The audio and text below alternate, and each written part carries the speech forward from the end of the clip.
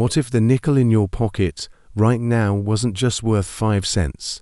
What if it carried a story stretching back nearly half a century, and in the right condition, it could be worth hundreds or even thousands of dollars?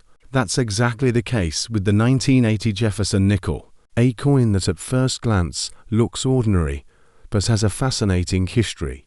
And for collectors, the right examples can be surprisingly valuable. Let's start with some background. The Jefferson nickel has been a staple of U.S. coinage since 1938, when it replaced the Buffalo nickel. Felix Schlock, a German-born sculptor, won the design competition held by the U.S. Mint, and his artwork has been at the center of American pocket change ever since. On the obverse, or front, of the coin, we see a left-facing portrait of Thomas Jefferson, the third President of the United States, and the principal author of the Declaration of Independence. On the reverse, you'll find a detailed image of Monticello, Jefferson's famous Virginia estate. This pairing of Jefferson's profile and his home has made the nickel one of the most recognizable U.S. coins of the 20th century. By the time 1980 rolled around, the Jefferson nickel had already been in circulation for more than 4 decades. It had weathered design adjustments, the World War to Silver War nickels between 1942 and 1945, and subtle changes in strike quality across different decades. But the coin's essence remained the same: Jefferson on the obverse, Monticello on the reverse, and a place in the everyday lives of millions of Americans. Now, let's zoom in on 1980. This was an important transitional year for U.S. coinage. The late 1970s had seen rising costs of metals and a push to refine minting techniques, and by 1980, the mint was producing coins in massive numbers to keep up with demand. The Jefferson nickel was no exception. In 1980, 3 different U.S. mints struck the Jefferson nickel: Philadelphia, Denver, and San Francisco. This year is especially notable because it marked the first time the Philadelphia mint added a P mint mark to its coins, something collectors now take for granted. Before 1980, Philadelphia coins typically carried no mint mark at all, which made it difficult for collectors to trace the origin of their coins. So, when you see a 1980 nickel with a P mint mark, know that it was the first year in U.S. history that this practice was adopted. That alone gives the coin a special place in numismatic history. Here's a breakdown of production. Philadelphia struck over 657 million nickels with the new P mint mark. Denver produced even more than 735 million nickels with the familiar D. San Francisco, on the other hand, struck proof coins only, with a total of about 3.5 million proof nickels bearing the S mint mark. Put together, that's nearly 1.4 billion nickels minted in 1980, a huge number by any standard.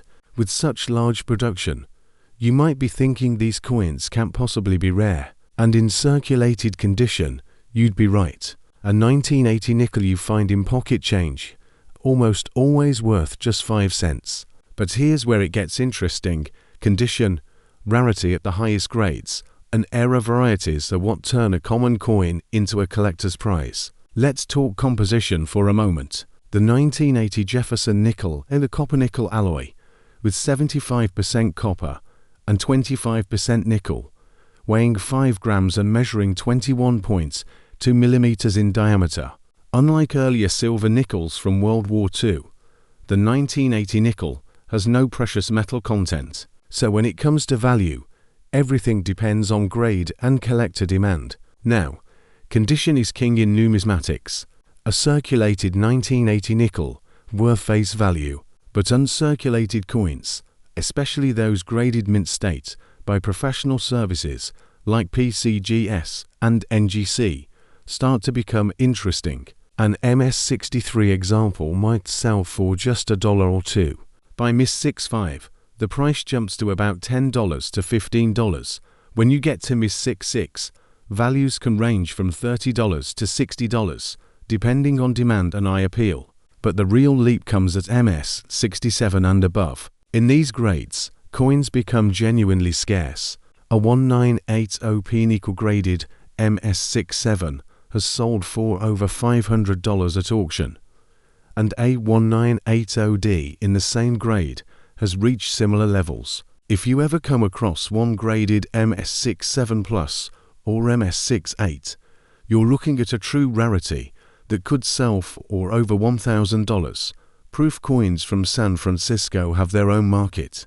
A 1980S proof nickel in PR67 is worth around $5 to $8, but higher grades like PR69 Deep Cameo can reach $20 to $40. Perfect PR70 Deep Cameo examples are the real prizes, often commanding $200 to $400, depending on demand and the strength of the strike. Collectors especially look for those with deep mirror fields and frosted devices, which make the coin visually striking. But where things get really fun for treasure hunters are the eras and varieties. Era nickels are some of the most collectible in modern coinage. For the 1980 Jefferson nickel, you can find examples with off-center strikes, where part of the design is missing because the planchette wasn't aligned correctly. Depending on how dramatic the off-center strike is, values can range from $50 to several $100s. There are also double die-obverse varieties, where the lettering or Jefferson's profile shows signs of doubling. These are much less common, but can sell for strong premiums if authenticated.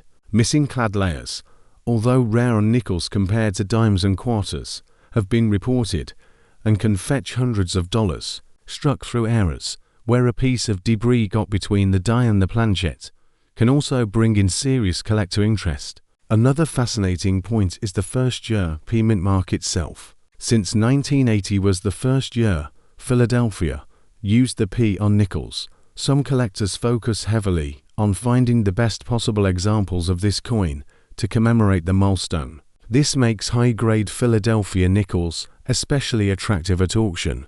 To put this into perspective, let's look at some auction records. A 1980p Jefferson nickel-graded MS67 Plus by PCGS sold for nearly $1,500, setting a benchmark for the series. A 1980D in MS67 has sold for over $700. Even proof nickels have surprised collectors, with perfect PR70 Deep Cameo examples hitting $400 to $500, and era coins, depending on severity, have crossed the $1,000 mark when the right buyers are competing. So, what does all this mean for you? If you come across a 1980 Jefferson nickel, don't dismiss it as just another 5-cent coin. Look closely at the mint mark. If it has a P, remember you're holding the first ever Philadelphia mint marked nickel in circulation. If it's in great condition with sharp details and little to no wear, it might be worth getting graded. And if you spot something unusual doubling, off-center designs, or strange surfaces, it could be an era coin worth far more than face value. At the end of the day, the 1980 Jefferson nickel reminds us that even modern coins can have hidden gems. Most people see a nickel and think nothing of it, but collectors know that history, condition, and rarity all come together to create value. The thrill of finding that one coin in pristine shape, or discovering an era that few others have, is what makes coin collecting so exciting. So the next time you're going through your change, pay attention to those dates and mint marks. The 1980 Jefferson nickel isn't just another coin, it's a milestone in US coinage history. And in the right form, it could be worth far more than its 5-cent face.